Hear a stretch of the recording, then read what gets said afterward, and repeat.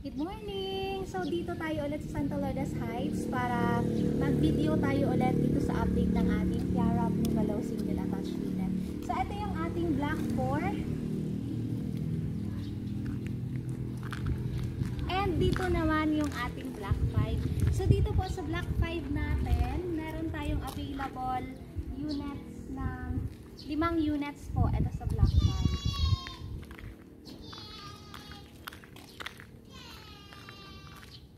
Ito yung mga finish na product na natin.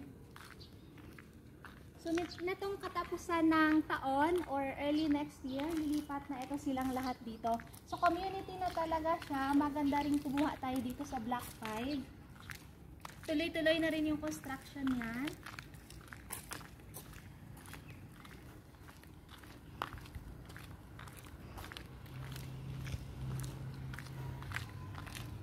So, itong Block 4 natin, kukonti na lang din yung kailangang tapusin. So, katulad nito, mga glass windows na lang yung kailangan natin ikabit. Tapos, mga landscape. And, papatagin na lang yung mga lupa. Dito naman, huhukayin na lang yan at tatayuan na lang din ang bahay.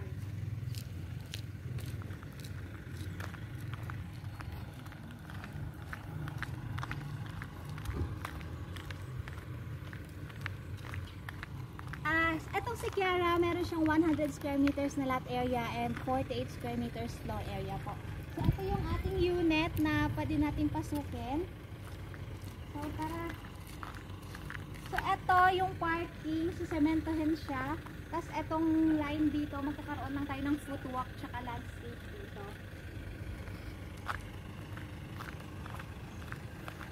So, ito yung mga plant boxes natin. Tsaka dito sa gilid. So, tataniman yan namin ng plants para meron ng landscape pag turn over namin sa inyo. So, ito yung main door natin. Ito, magiging living area natin. So, dito, pwede po tayo maglagay ng sofa dito. And, itong part na to. Or kung gusto nyo, dito, tsaka ganyan. Tapos, itong space na to dito, etong wall ng kwarto natin. So, pwede natin ilagay dito yung ating television. So, eto, meron tayong saksakan kung nakikita natin. Eto naman yung ating kwarto, CR. So, etong kwarto na to, pwede natin maging kitchen area to dito or dining area. So, dito, pwede kayong maglagay ng lababo. Or kung gusto natin, pwede dito na lang yung ref natin or gas stove or gas range.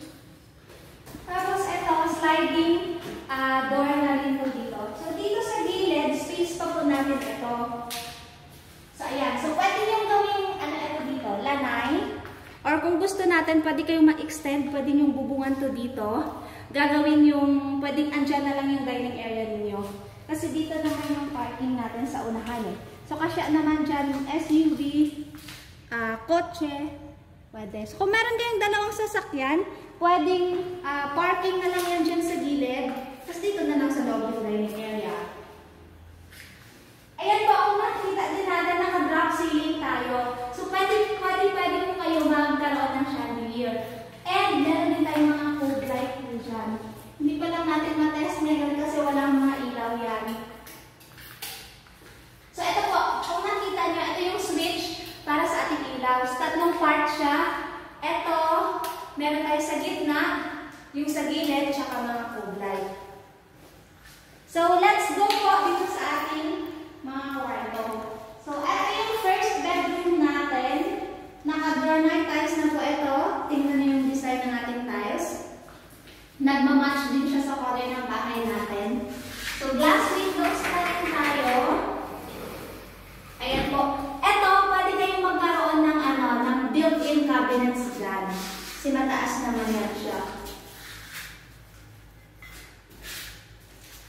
Tapos, ito po, meron tayong ilaw sa gitna at saka meron pang apat sa gilid. So, ito naman yung ating second bedroom. So, tignan natin yung mga saksakan natin. Meron dito, meron dito.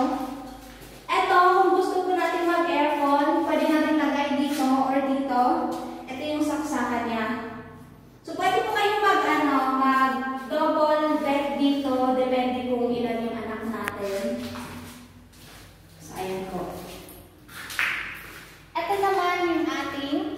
comfort room. So, naka-tiles na po yan, yung walls hanggang taas siya.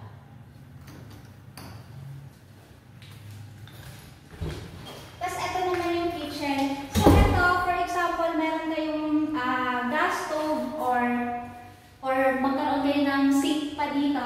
So, buksan nyo lang yung window, maghugas kayo ng pinggan, kuhanin nyo ng dalawa. So, dito naman sa likod, ito yung ating washing area. So, pwede kayo maglagay ng washing machine dyan. Ito naman yung sink natin para sa kitchen. So, naka-tiles na rin ito, naka-tiles na rin yung floor natin. So, dito sa likod, etong space na to, sa inyo pa yan. So, ito, pwede nyo ring taasan yung semento, katulad nito, yung parang maging firewall, para mataas siya. So, yan, pwede nyo i-extend yung kitchen po ninyo dyan.